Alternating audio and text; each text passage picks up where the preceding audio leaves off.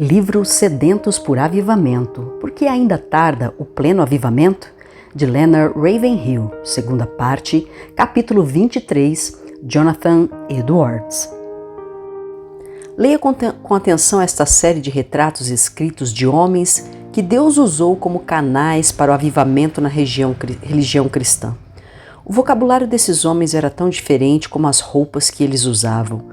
O pano de fundo de suas vidas era rico em contraste e variedade. Tanto o humor quanto as formas de se expressarem eram tão diferentes quanto as possíveis variações da personalidade humana. Entretanto, ainda assim, era um porquê como Moisés, eles permaneceram firmes como quem vê aquele que é invisível. Hebreus 11, 27. Eles aplicaram todos os seus talentos e poderes para trazer os homens das trevas para a luz e do poder de Satanás para Deus. Esses homens foram a pedra fundamental das futuras gerações. Entretanto, quem dentre nós aprecia as pedras de fundação?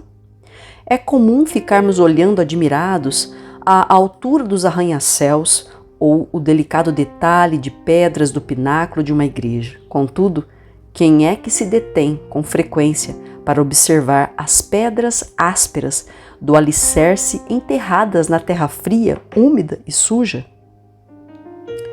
As biografias em geral são muito falíveis e incompletas. Além do mais, só Deus conhece todas as lágrimas e todo o trabalho dos homens. Somente no grande dia será possível sabermos de todos os detalhes. Ao longo da história da igreja têm aparecido alguns casos de pessoas unidas na alma, ligados por profunda amizade, à semelhança de Davi e Jonatas.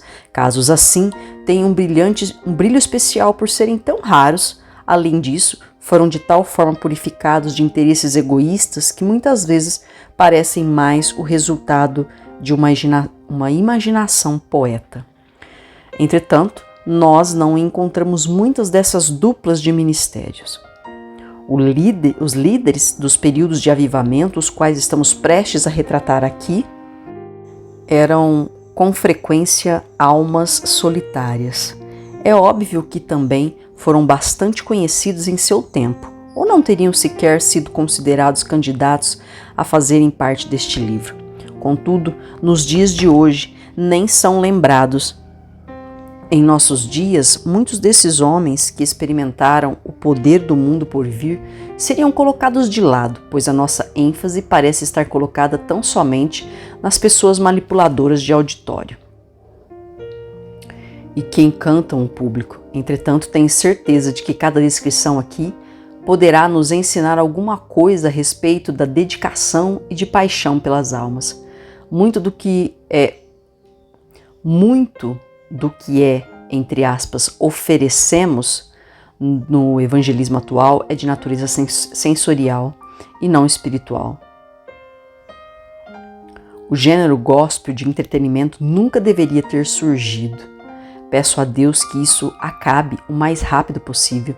Nem por um segundo o apóstolo Paulo sonhou que o evangelismo pudesse ser transformado em uma indústria, ou a prática do dízimo funcionar e ser encorajada nos moldes de Wall Street.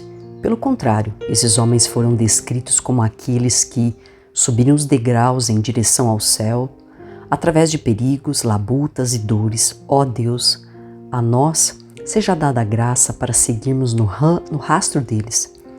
Jonathan Edwards, 1703-1758, alcançou sucesso como um evangelista e pregador americano, diretor de universidade, místico e avivalista.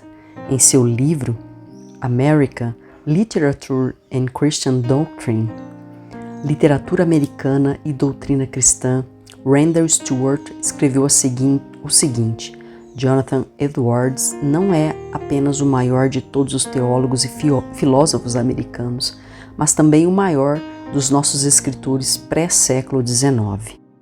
Aqui está um resumo precioso da vida de Edwards, extraído das hábeis mãos de Perry Miller, Jonathan Edwards foi um dos 5 ou 6 maiores artistas que trabalhou com ideias em vez de poemas ou romances. Ele era muito mais um psicólogo e um poeta do que um especialista em lógica. Embora tenha dedicado seu gênio criativo a tópicos ligados ao corpo de doutrinas bíblicas, vontade, virtude, pecado, ele delineava cada um deles como o mais meticuloso observador. Para nós, vermos Jonathan Edwards subir no púlpito hoje, uma vela em umas mãos e um manuscrito de seu sermão na outra, iria causar um grande desconforto na congregação.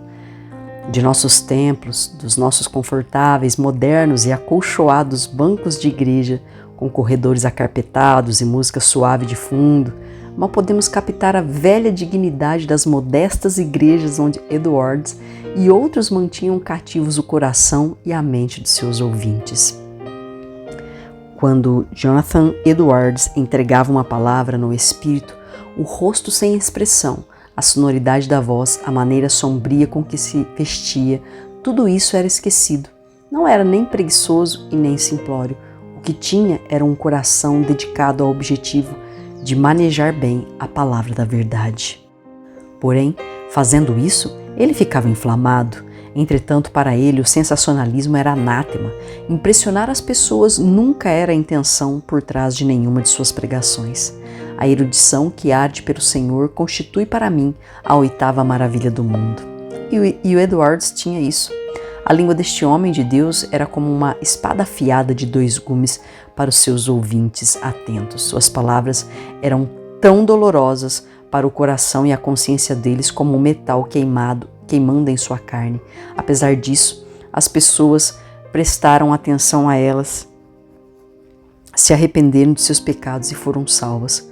Conhecendo o temor do Senhor, algo aparentemente esquecido em nossos dias, tanto por quem está no púlpito como por quem está nos bancos, Edwards se consumia debaixo de uma ira santa, sem se importar com qualquer consequência da severidade de suas palavras. Ele trovejava de cima do púlpito. O arco da ira de Deus está preparado e suas setas prontas. A justiça aponta a seta para o seu coração e estica a corda do arco. Nada a não ser a simples misericórdia de Deus, um Deus irado e não preso a qualquer promessa ou obrigação, impede que a seta, em apenas um momento, se embriague com o seu sangue. Falar verdades como essas, com lágrimas e ternura, exige um homem ungido e por isso destemido e compassivo. Mas era necessário que no coração e mente dos ouvintes estivesse antes operando uma medida de graça salvífica de Deus. Não fosse assim, os homens já teriam se rebelado diante dessa rigorosa varredura do poder em suas almas. O que aconteceu foi que, diante do furacão espiritual trazido por Edwards, os ouvintes desabaram. Alguns caíram ao chão como se derrubados por um golpe de machado. Outros, com a cabeça inclinada, agarravam-se às colunas do templo, como se com medo de cair nas profundezas do inferno. Edward chorava na maioria das vezes que pregava, e nisso ele se parecia muito com Brownlow North, do avivamento que aconteceu anos mais tarde na Irlanda, em 1859. A divina lei de Salmos 126:6 nunca foi e nem nunca será revogada. Aquele que sai chorando e levando a semente para semear, voltará com cânticos de júbilo, trazendo consigo os seus molhos. Como pastor de uma das maiores e mais prósperas e mais socialmente conscientes igrejas da Nova Inglaterra, Edwards tinha a rara percepção da necessidade do seu rebanho. Ele também tinha um coração cheio de grande compaixão pela saúde espiritual de suas ovelhas. Vamos até a floresta, onde ele está a sós com o seu Deus. Vamos nos esconder atrás daquela ovelha e retorcida árvore, daquela velha e retorcida árvore, e ouvir a sua quebrantada oração. Sinto em minha alma uma urgência de ser esvaziado e anulado, de me prostrar no pó e de me encher unicamente de Cristo. amá-lo com um coração puro e santo, de confiar nele, viver para ele e ser perfeitamente santificado e purificado com a pureza divina e celestial.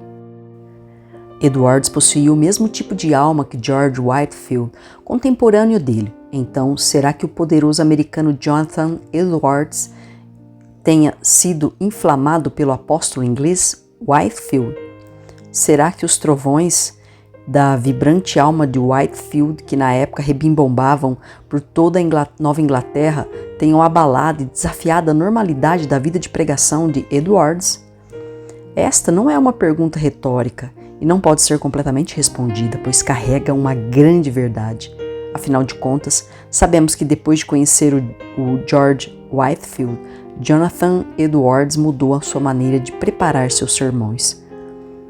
Agradou ao Senhor colocar Edwards à parte em uma pequena congregação em Stockbridge, Massachusetts.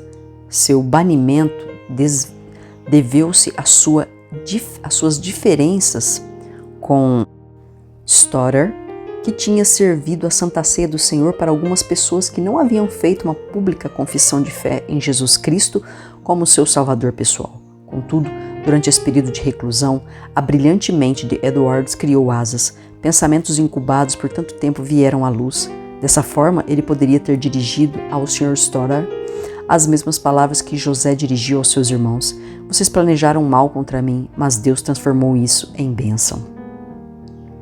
O Senhor mais uma vez fizera a ira do homem louvá-lo, pois nessa ocasião a alma de Edwards recebeu a bênção das palavras e da sua caneta fluiu o melhor de seus escritos. Hoje Edwards dorme como Senhor, mas suas palavras ainda falam. Quando a voz de Milton há muito foi silenciada pela morte, Wordsworth clamou: Milton, você deveria estar vivo nesta hora, a Inglaterra precisa de você.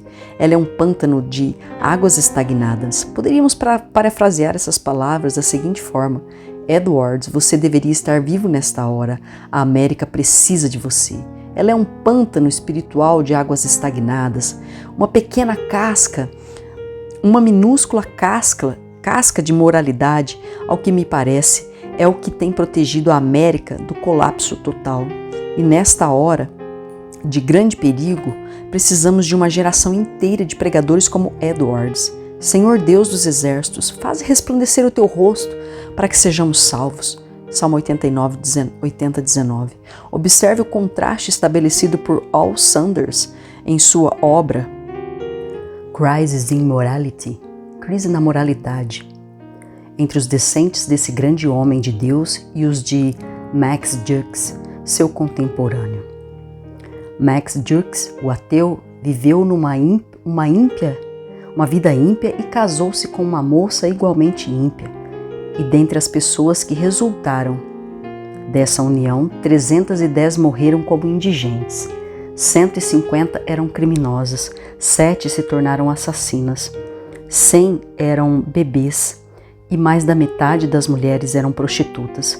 Em seus 567 descendentes custaram aos Estados Unidos $1.250.000. Entretanto, louvado seja Deus, o inverso disso também é verdadeiro.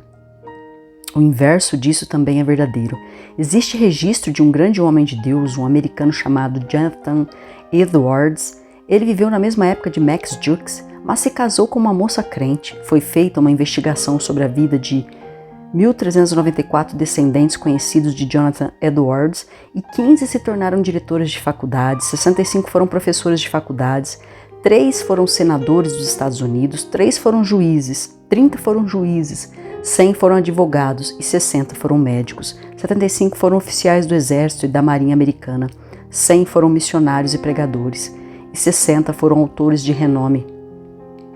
Um foi vice-presidente nos Estados Unidos, 80 se tornaram funcionários públicos e outros departamentos. 295 se formaram na faculdade, entre os quais contavam-se governadores de estado e ministros para países estrangeiros. Seus descendentes não custaram nem um centavo ao Estado. A memória do justo é abençoada. Provérbios 10, 7. Para nós, isto é a conclusão de tudo.